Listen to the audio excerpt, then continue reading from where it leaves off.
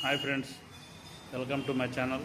ఈరోజు అంశం ఏంటంటే భారతదేశంలో జరుగుతున్న ప్రేమ ఉన్మాదాల గురించి మన హ్యూమన్ రైట్స్ సభ్యుడైన పందిపాటి అశోక్ కుమార్ గారు వివరిస్తారు. అందరికీ జైలు. ఈరోజు భారతదేశంలో జరుగుతున్నటువంటి బాలిక హత్యలు, మరి కాలేజీల్లో స్కూల్లో జరుగుతున్నటువంటి ప్రేమ ఉన్మాదుల యొక్క మరి ఉద్దేశాలు, వాళ్ళు చేసేటువంటి కార్యకలాపాల గురించి మనం 2 నిమిషాలు మాట్లాడుకుందాం.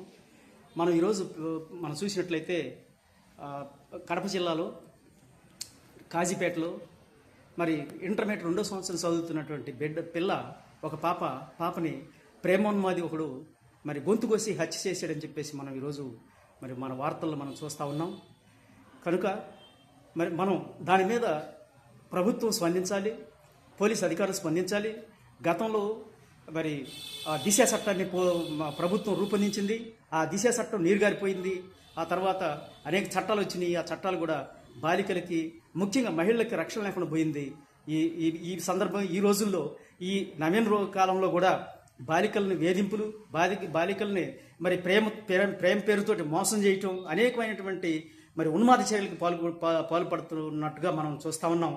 మరి గొంతు కోసి, ప్రేమించలేదని గొంతు కోసి పిల్లని హత్య చేశాడు అని ఈ దురంతం అనేది హేయమైందని చెప్పేసి నేను భావిస్తూ ఉన్నా.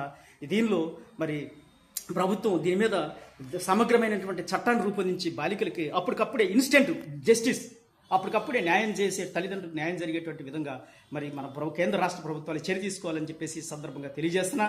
అంతేకాదు మానవ హక్కుల సంఘాలు, ఇంకా మహిళా సంఘాలన్నీ కూడా దీని మీద మరి కార్యాచరణ తీసుకోవాలని చెప్పేసి ఈ సందర్భంగా నేను తెలియజేస్తున్నా.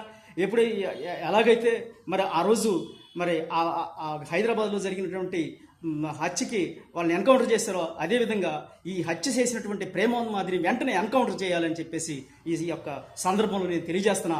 మరి కనుక అందరూ కూడా దీనికి సపోర్ట్ చేసి, ప్రతి మహిళా సంఘాలు, మరి మానవ హక్కుల సంఘాలు కూడా దీన్ని సపోర్ట్ చేసి అందరూ కూడా దీని మీద స్పందించాల్సిందిగా కోరుతూ సెలవు తీసుకుంటున్నా. జై భీమ్. పందిపాటి అశోక్ గారు. ఈ యొక్క వీడియో మీకు నచ్చినట్లయితే లైక్ చేయండి, షేర్ చేయండి.